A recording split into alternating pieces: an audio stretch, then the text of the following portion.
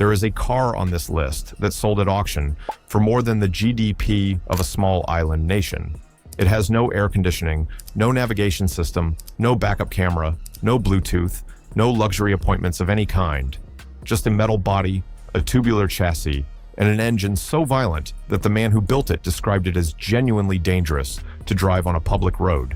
That car sold for $13.75 million, and it is number one on this list. But here is what I need you to understand before we start counting down. That car is not the surprising part. The surprising part is every single machine that sits below it. Because the story of American muscle is not a story about wealth. It is not a story about luxury. It is a story about what happens when an entire nation decides that horsepower is a religion, displacement is a virtue, and the only thing that matters is what happens in the quarter mile. Europe built Ferrari. Japan built the Nissan GTR. America built the Dodge Demon and the Plymouth Hemi Cuda and the Shelby Cobra, and decided, collectively, that subtlety was for people who do not understand what living actually feels like. These are the 20 most expensive muscle cars in the world in 2026. If you are new here, hit that subscribe button right now because we do this every single day. And trust me, what is coming in this video will genuinely change how you look at American horsepower forever. Let's go. Ready to go deeper into our content? I just launched memberships. Tier 1, the chassis, $5.99 a month. Badges, emojis, and early access to every video. Tier 2, the engine bay, $9.99 a month. Everything in the chassis, plus members-only exclusive videos. Hit join below. I'll see you on the inside. Number 20, Dodge Challenger SRT Demon 170, $100,000. We are starting at number 20, and the entry point on this list is already enough to make most people stop talking mid-sentence. The Dodge Challenger SRT Demon 170, price tag $100,000. But the price is almost beside the point, because what Dodge did with this car is not just build an expensive vehicle. They built a weapon, documented it in an owner's manual that reads like a legal disclaimer, and then sold it to the public with a straight face. Here are the numbers. 1,025 horsepower. On a street-legal car that you can buy, the quarter-mile time is 8.91 seconds at 151 miles per hour. When this car was released, it held the title of the quickest production car in the world on a drag strip. Not the quickest muscle car, the quickest production car, full stop. To achieve this, Dodge did something no manufacturer had ever done before. They built a car designed to run on E85 ethanol fuel, a fuel that most people have never put in their vehicle in their lives. The engine is a 6.2-liter supercharged Hemi V8, pushed so far past its limits that Dodge had to redesign the supercharger, the fuel injectors, and the cooling system just to keep it from destroying itself under full throttle. The two passenger seats are an optional delete to reduce weight. Dodge sold this car with an actual warning card reminding buyers that full throttle operation may cause tire separation. A manufacturer warning you that their own car might destroy its tires if you actually use it. The Challenger SRT Demon 170 is the last of its kind. When Dodge ended the Challenger lineup after 2023, this was the final chapter. The exclamation point at the end of a sentence that America had been writing for 50 years. And at $100,000, it is the most affordable car on this entire list. Think about that for a moment. Number 19, Chevrolet Camaro ZL1 Final Edition, $115,000. At number 19, we have the Chevrolet Camaro ZL1 Final Edition, and the price is $115,000. But here is the thing about that number. It is going up fast. Because this is not just an expensive Camaro, this is the last Camaro. And the market has already started to respond the way it always does when something iconic reaches its final chapter. General Motors ended Camaro production after the 2024 model year, 60 years. That is how long the Camaro existed, from its 1967 debut as a direct answer to the Ford Mustang, all the way to its final shutdown in a factory in Lansing, Michigan. And the last version, the ZL1, with its 650 horsepower supercharged LT4 V8, is going to be collected. It is going to be stored in climate-controlled garages. It is going to appear at auction in 20 years with single-digit miles and sell for multiples of what it costs today. The ZL1 is not just fast, it is surgical. Magnetic ride control, Brembo brakes, a 10-speed automatic transmission that shifts faster than most professional drivers can think. 0 to 60 in 3.5 seconds, a quarter mile in 11.4 flat. The top speed is 198 miles per hour, which means this is genuinely one of the fastest production cars available at any price point from any manufacturer in the world, and it wears a Chevrolet badge. People said Camaro could never truly compete with Mustang. Then they built this. At $115,000 for a final edition example, the Camaro ZL1 is number 19, and the prices on this list are only going in one direction. Number 18, Chevrolet Corvette C8 Z06, $135,000. And before anyone argues about whether the Corvette counts as a muscle car, let me stop that conversation right now. The Corvette has been the flagship of American performance since 1953. It has always been in the conversation, and the Z06 version of the mid-engine C8 is so far beyond anything that came before it that arguing about categorization is like arguing about the color of a fire while your house burns to the ground.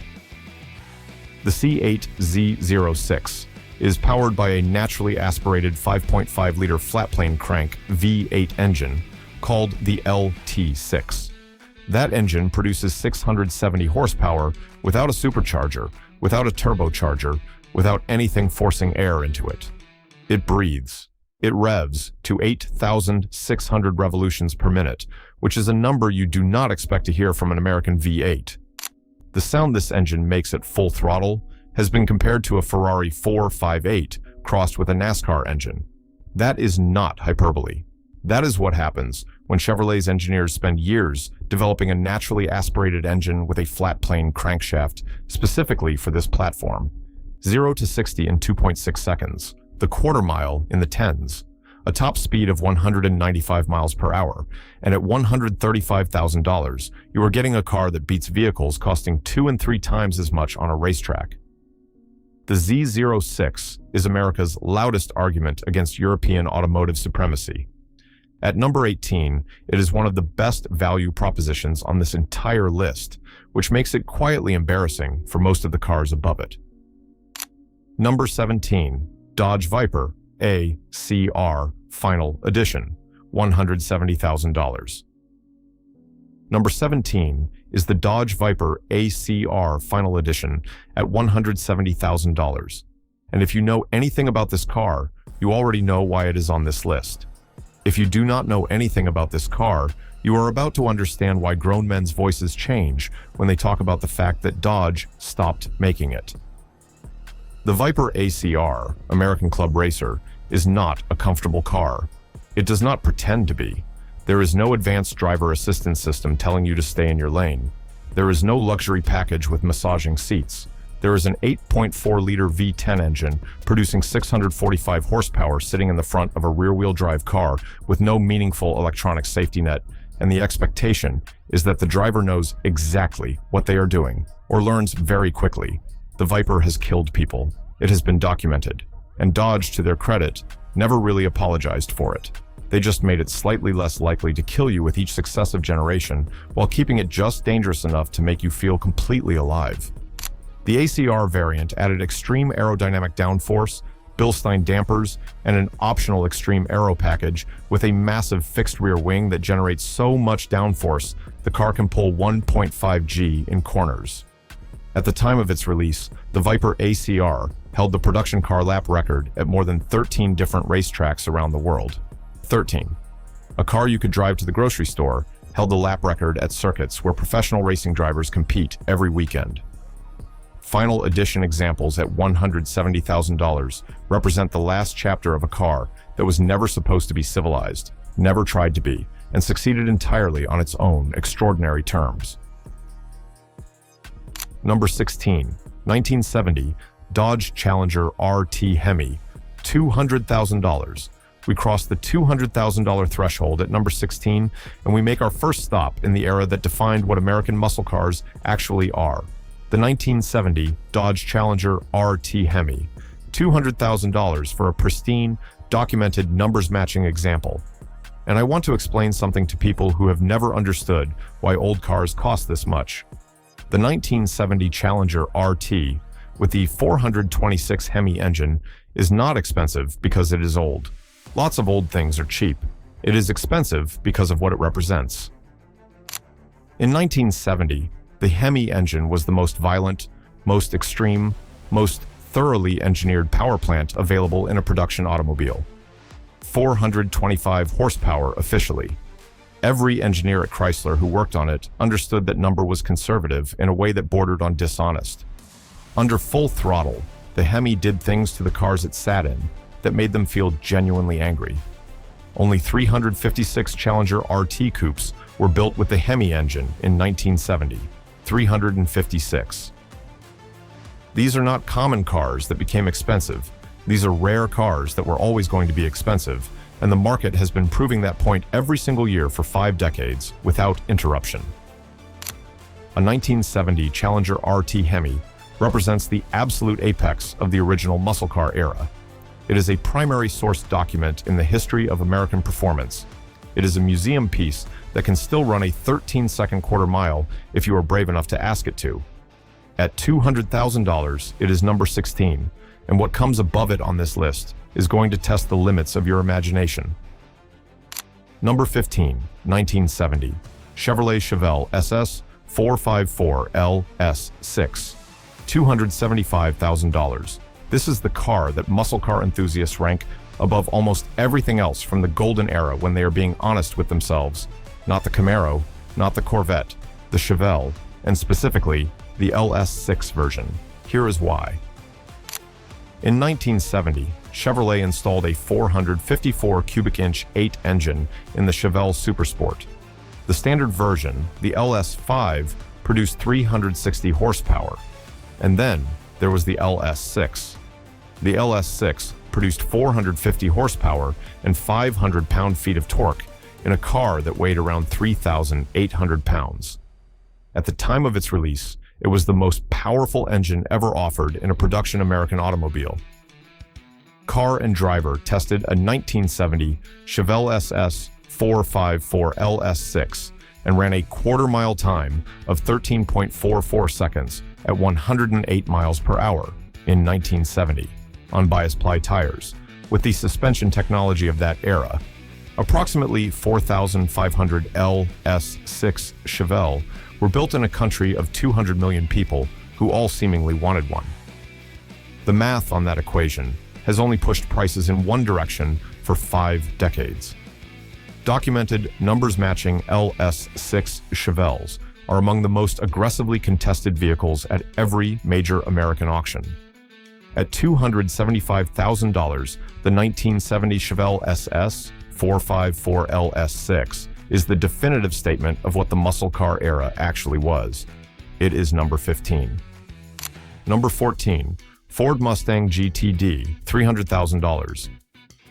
And this is the first brand new car on this list at a price that would have seemed impossible for a Mustang just 5 years ago. But the GTD is not a Mustang in any traditional sense. It is a Le Mans race car that Ford made street legal, gave a Mustang badge, and sold to the public at a price that reflects exactly what it is. The GTD is powered by a supercharged 5.2-liter V8, producing 800 horsepower. It uses a rear transaxle, pushing the gearbox all the way to the back of the car for near-perfect weight distribution.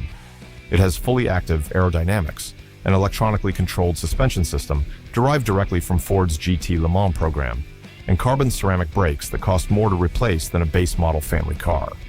The cooling system alone is more complex than most production supercars. There are more radiators in the GTD than you will find in many vehicles that cost twice as much. Ford targeted the Nürburgring production car lap record with this car and went after it seriously, not as a marketing exercise. At $300,000, they are not selling transportation. They are selling a race program in disguise. You get a street license plate, you get Ford performance support, and you get one of the most technologically advanced vehicles that has ever worn an American badge. The Mustang GTD is the argument that American muscle is not nostalgia. It is not the past. It is right here, right now, at the absolute cutting edge of what the world can build.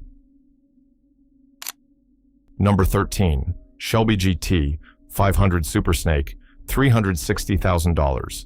And if you are wondering why a Mustang variant costs nearly 4 times the price of a base Mustang GTD, I'm going to explain something fundamental about the name on the hood and what it costs in this market. Carroll Shelby created the original Super Snake in the 1960s as a one-off demonstrator vehicle for Goodyear tires. It was a Shelby Cobra with a 427 engine so extreme that Carroll Shelby himself admitted it was too much for most drivers. The name survived because what it represented never changed. When the modern Shelby American company builds a Super Snake today, they are not modifying a Mustang. They are building a complete vehicle, a car that starts as a Mustang GT 500 and is then completely rebuilt by Shelby technicians in Las Vegas to a specification that the Ford factory was not willing to sign off on. The result is a car producing between 800 and 1,000 horsepower depending on specification, carrying a Shelby serial number, a Carroll Shelby heritage certificate, and a production number that will never exceed a few hundred units per year. The Super Snake is not a car that Ford builds. It is a car that Shelby builds. And in the American performance world, those are two completely different things. The Shelby brand carries with it the weight of racing history, the Le Mans victories, the Cobra legacy, and a name that the market has never once allowed to be cheap. At $360,000, the Shelby GT 500 Super Snake is number 13. Number 12, 1969 Pontiac GTO Judge Ram Air 4, $400,000. And some of you just paused because you did not expect to see a Pontiac at this price point. Here is your education. The GTO is the original muscle car, not the fastest, not the most powerful, the original. When Pontiac launched the GTO in 1964 by putting a large displacement 8 into a mid-size car body and pricing it for people who actually had jobs and worked for their money, they did not invent a product. They invented an entire category. Every muscle car that followed, every Camaro and Mustang and Challenger and Chevelle, every single one of them exists because Pontiac built the GTO first. That is not an opinion. That is the historical record. The Judge was Pontiac's answer to critics who said the GTO had gone soft by the late 60s. It was a visual and mechanical statement. Bright paint, a rear spoiler, side stripes, and the Ram Air 4 engine, a 400 cubic inch V8, breathing through a cold air induction system producing 370 horsepower in factory form and significantly more in practice. The Ram Air 4 was a high-revving, aggressive engine that felt nothing like the torque monsters that Chevrolet was selling across town at the same time. It was an engine that rewarded you for using the full RPM range, which was a foreign concept in American muscle at the time. Only 6,725 Judges were built in 1969 across all configurations. Ram Air 4 examples are a fraction of that number, a documented, numbers-matching Ram Air 4. Judge is one of the most aggressively sought-after muscle cars in existence. At $400,000, it is number 12, and the cars above it are going to require you to completely rethink what you thought you understood about value. Number 11, 1967 Shelby Mustang GT 500, $500,000. And we have now crossed a threshold that changes what we are talking about entirely, $500,000 for a Mustang. Except stop calling it a Mustang because that is not what it is, and the distinction matters enormously. In 1967, Ford handed Carroll Shelby a production Mustang in a factory in California and said, "Build something extraordinary."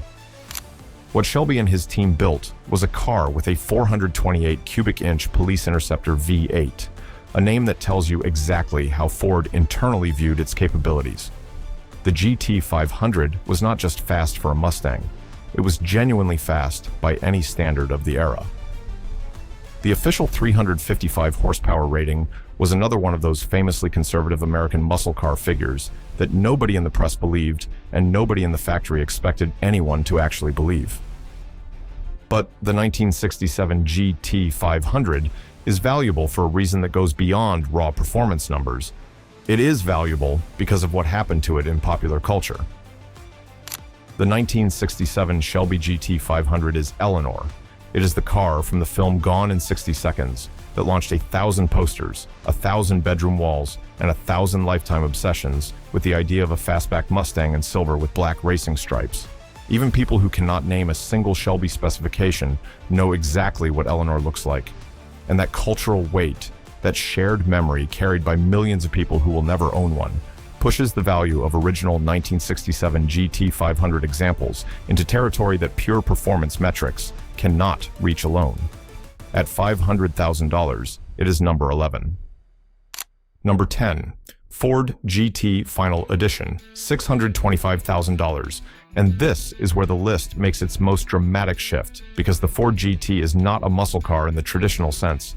It is an American mid-engine supercar that exists for one reason and one reason only: to beat Ferrari at Le Mans, which it did. And the story of why that matters to the price tag is one you need to hear completely. In 2016, Ford entered the 24 Hours of Le Mans with the new Ford GT. Their target was the Ferrari 488 GTE, and the race coincided with the 50th anniversary of Ford's 1966 Le Mans 1-2-3 finish, where Ford beat Ferrari so completely and so publicly that it became one of the most documented moments in racing history. Enzo Ferrari had reportedly turned down Ford's offer to purchase the company, and Henry Ford II took it personally. He sent Ford engineers to Le Mans with a budget and an instruction that history records as simple and unambiguous: beat Ferrari. In 1966, Ford did exactly that. In 2016, Ford went back, and the Ford GT finished first in class, beating Ferrari again across 24 hours of the most demanding race in the world. The road car that was sold to customers shares architecture with the car that did that. Production was limited to approximately 1,350 vehicles. Every buyer had to apply and be selected by Ford. You could not simply walk into a dealership and write a check. Ford reviewed applications and rejected celebrities and collectors who did not meet their criteria. The final edition cars, produced in 2022 in 6 exclusive colors representing historic Le Mans liveries, are the most collectible of them all. At $625,000, the Ford GT Final Edition is number 10. And from here, everything changes. Number 9. 1969 Dodge Charger Daytona Hemi, $800,000. And if you think you understand what makes a muscle car expensive, this car is going to teach you something you did not know you needed to learn about how racing rules create legends. In 1969, NASCAR had a homologation rule requiring any vehicle competing in the series to have at least 500 production units built for public sale. Dodge wanted to race a car aerodynamically optimized for superspeedways. The problem was that the standard Charger, while beautiful, was aerodynamically disastrous at 200 miles per hour. The fastback rear window created lift. The front end was a blunt wall fighting the air at every speed. Dodge's solution was radical. They added a pointed nose cone to the front of the car, flushed the rear window with a special rear window plug, and then added a rear wing so spectacularly tall that it had to clear the trunk lid to allow it to open normally. The wing stood 23 inches above the body of the car. It was not decorative. It was functional engineering at a scale that NASCAR had never once seen before. Of the 503 Daytonas built to meet the homologation requirement, only 70 were ordered with the 426 Hemi engine. 70 cars in 1969 in a country where the Charger was already one of the most desired machines on the road. When collectors understood what the Daytona Hemi was, the prices did not gradually increase. They detonated upward. An $800,000 example today is not peak Daytona pricing. The market for pristine documented Hemi Daytonas continues to set records with every significant auction. At $800,000, the 1969 Dodge Charger Daytona Hemi is number 9, and we are now in territory where the word expensive barely applies.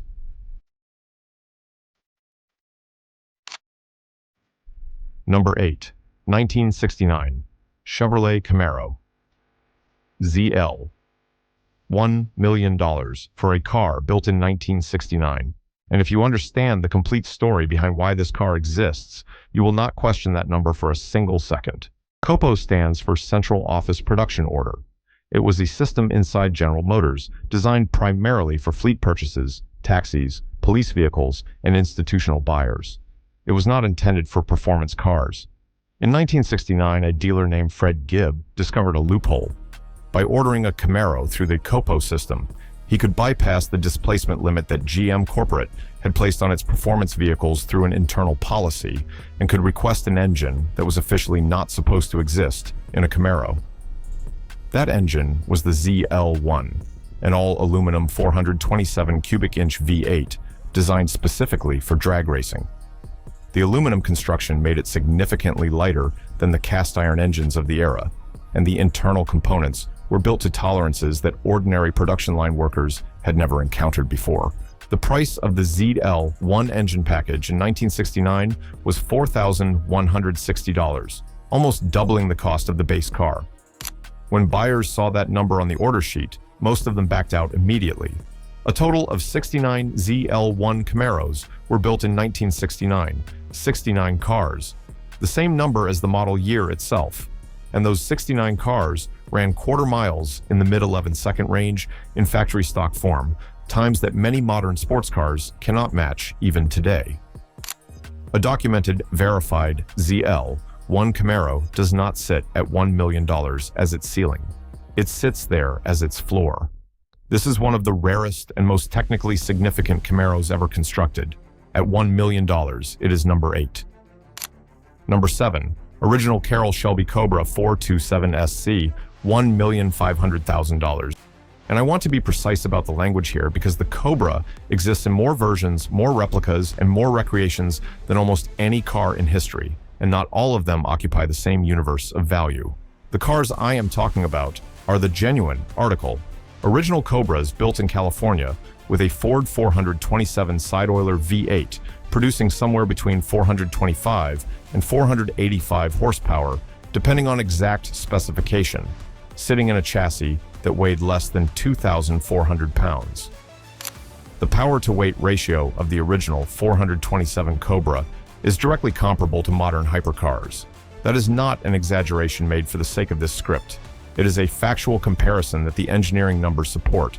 0 to 60 in under 4 seconds, a quarter mile in the low 12-second range with a driver who knows what they're doing. In 1965, there are approximately 348 genuine 427 Cobras with verifiable Shelby American documentation and serial numbers. The market for these cars does not operate like a normal collector car market. It operates more like fine art, where provenance, history, and paperwork matter as much as the physical condition of the object itself. A Cobra with verified racing history, with a documented competition record, with paperwork that traces directly back to Shelby American, commands a premium above this figure by a meaningful margin. A Cobra without complete documentation is an entirely different conversation with an entirely different price. At $1,500,000 for a fully documented SC example, the original Cobra is number 7, and the cars above it are in a category that most collectors will never reach. Number 6, 1971, Plymouth Hemi Cuda Convertible, $2 million.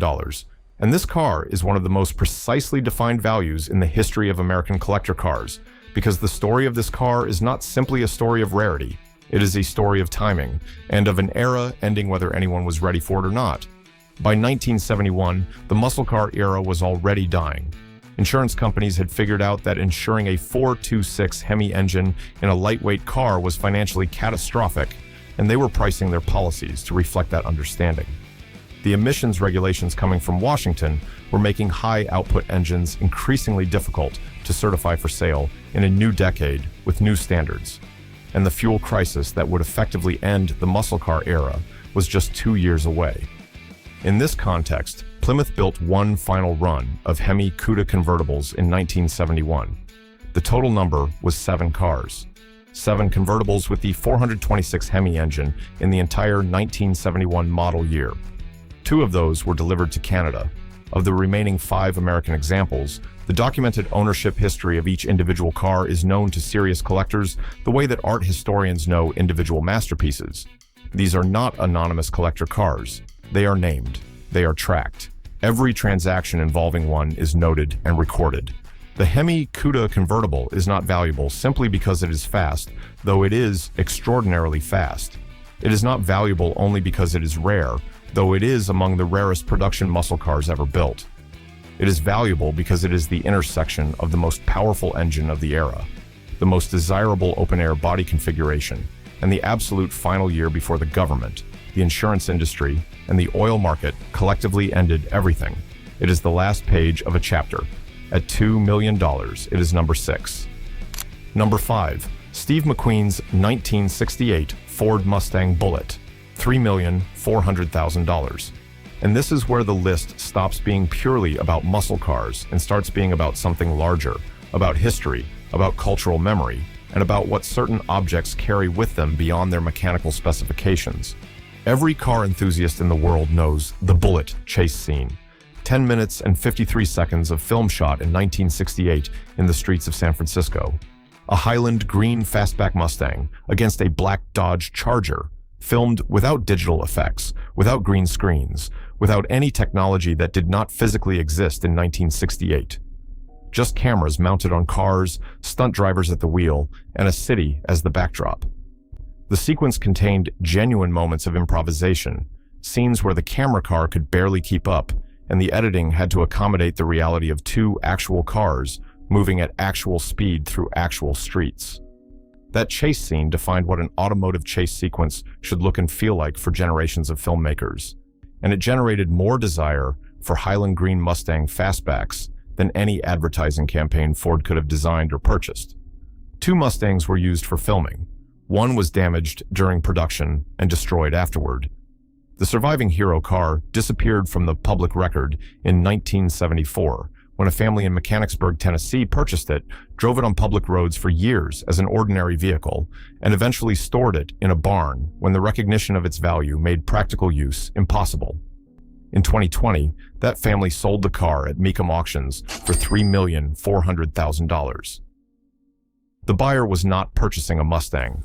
They were purchasing the most famous Mustang in the history of cinema, the car that Steve McQueen drove, the car that made Highland Green an iconic color, the car that is, by any reasonable measure, the most culturally significant American automobile of the 20th century. At $3,400,000, it is number 5. Number 4. 1970 Plymouth Hemi Cuda Convertible, $3,500,000. And we have now reached the point on this list where the prices require not just context, but reverence, because what you are about to hear is not simply a dollar figure. It is the market's definitive statement about what it believes a specific object is worth. The 1970 Plymouth Hemi Cuda Convertible is considered by a significant portion of the serious collector car community to be the single most desirable American muscle car ever produced. Not the most powerful, not the fastest by the quarter-mile clock, the most desirable. The combination of the 426 Hemi engine, the E-body platform that Plymouth shared between the Barracuda and the Dodge Challenger, and the open-air convertible body created a car that hit every emotional note simultaneously. Power, beauty, freedom, rarity, and an engineering pedigree tied to the most violent, naturally aspirated engine that Chrysler ever put into production. Everything a muscle car could be, expressed in a single configuration, in a single model year. The 1970 production numbers tell you everything you need to know about why the price is where it is. 14 convertibles were built with the 426 Hemi engine. 14. In a country of 200 million people, in the peak year of the muscle car era, when demand for exactly this kind of car was at its absolute highest point, Plymouth built 14 of the most desired version. When one of these cars comes to auction today, it does not sell quietly. It sells in front of a crowd, with bidding that accelerates the way the car itself accelerates, hard and fast, and without warning. The $3,500,000 record for a 1970 Hemi Cuda convertible is not the ceiling. Every auction that has featured one has made that abundantly clear. At $3,500,000, it is number 4. Number 3, 1967 Chevrolet L88 Corvette, $3,850,000. And this is the car on this entire list that most people outside the serious collector world have never heard of. And that is entirely the point, because Chevrolet did not want you to know about it when they built it. In 1967, Chevrolet offered an optional engine for the Corvette. They did not advertise it. They did not market it to the public. They listed it in the order book at $947.90, nearly double the price of the already expensive standard $427. And they actively discouraged dealerships from selling it by instructing sales staff to tell any customer who inquired that the car was not suitable for street use, carried no warranty of any kind, required 103 octane racing fuel that was not available at any ordinary gas station in America, and would void any coverage the moment it was driven on public roads. The engine was the L88, a 427 cubic inch V8 that Chevrolet officially rated at 430 horsepower. Every engineer who worked on the L88 program understood that official rating to be completely and deliberately dishonest. Independent testing and dyno analysis from the era has consistently estimated actual output at 550 to 560 horsepower, numbers that Chevrolet could not officially acknowledge without provoking exactly the kind of government, insurance, and regulatory attention that General Motors was working extremely hard to avoid in 1967. Only 20 L88 Corvettes were built in 1967. 20 cars with an engine that Chevrolet did not want to sell at a price that frightened away serious buyers, with a power output that the manufacturer officially denied and privately celebrated. These cars went straight to racing, and several of them competed at Le Mans, which was the environment they were always designed for. A 1967 L88 Corvette sold at Barrett-Jackson in Scottsdale for $3,850,000, making it the most expensive Corvette ever sold at public auction. At that number, it is number 3. And what is coming next will recalibrate your understanding of this list entirely. Number 2, 1965 Shelby Cobra 427 competition, $5 million. And this is not a car that was built for the road. It was not built for comfort. It was not built for anything except winning races on both sides of the Atlantic Ocean. And it did exactly that with a consistency that made it one of the most successful American racing machines of the entire 1960s. The 427 competition Cobra is distinguished from the street 427 by every single element beneath and around the bodywork.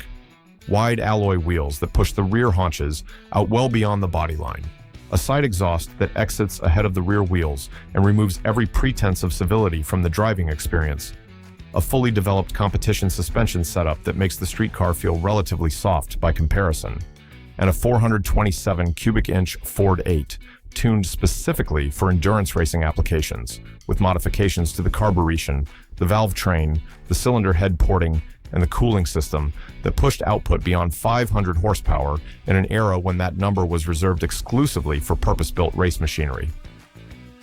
The Cobra 427 competition cars raced in FIA-sanctioned events across Europe and America, and their victories against significantly more expensive factory-backed efforts from Ferrari and other established European manufacturers became a central chapter in the legend that permanently surrounds the Shelby name.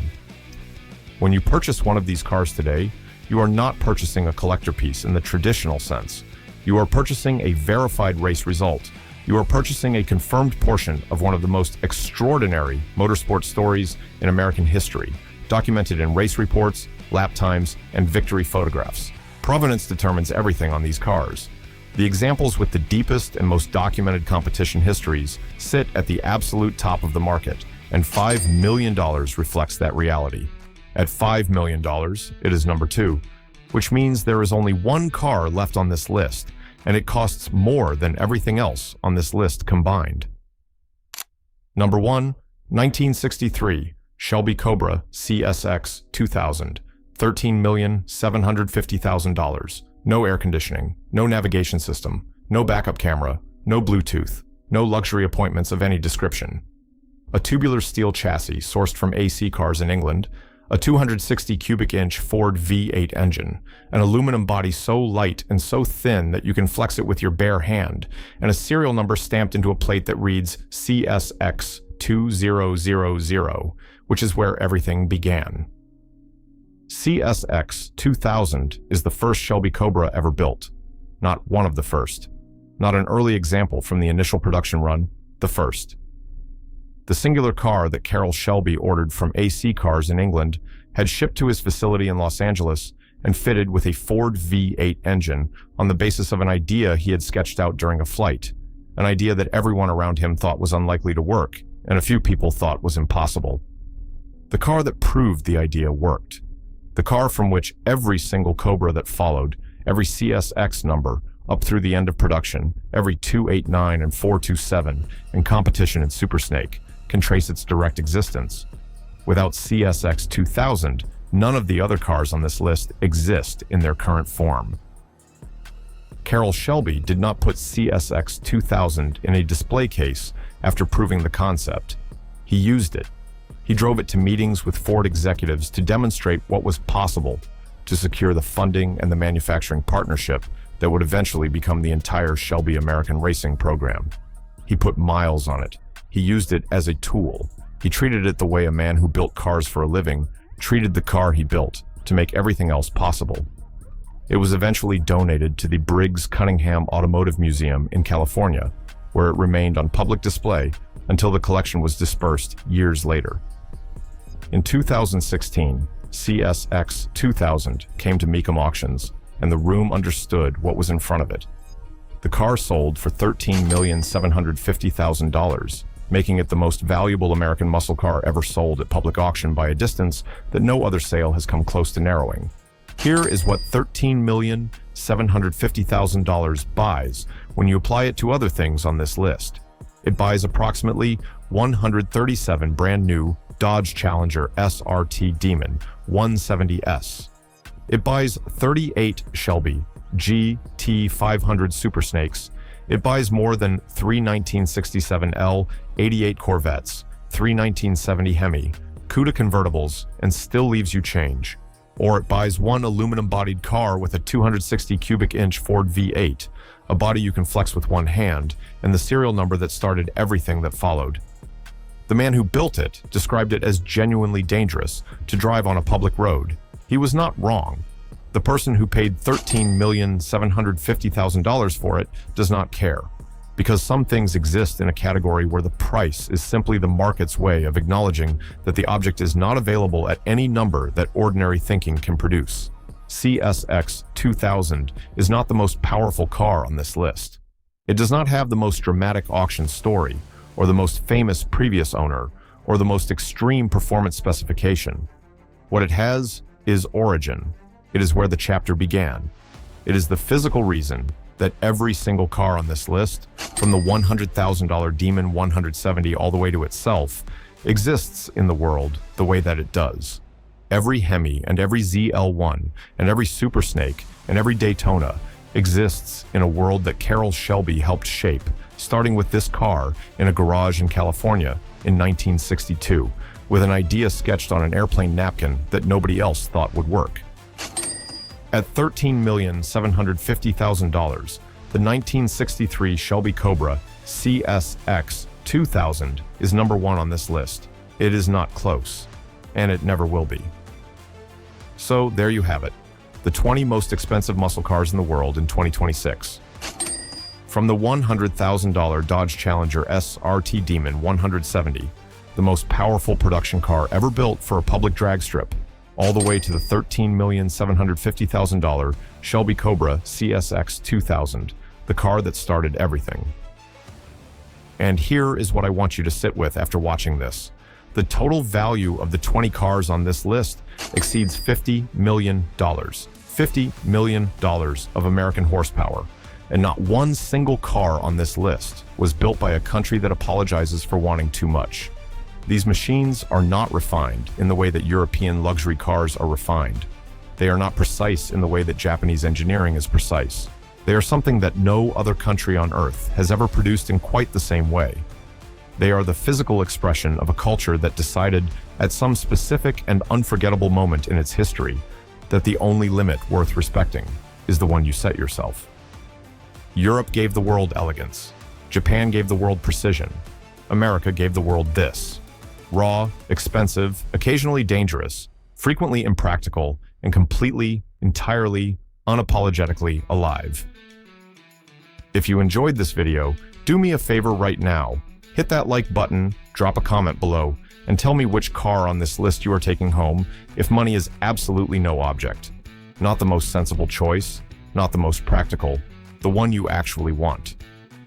I read every single comment, and I genuinely want to know your answer. If you want more content like this every single week, make sure you are subscribed and have that notification bell turned on, because we have a lot more coming, and trust me, it only gets better from here.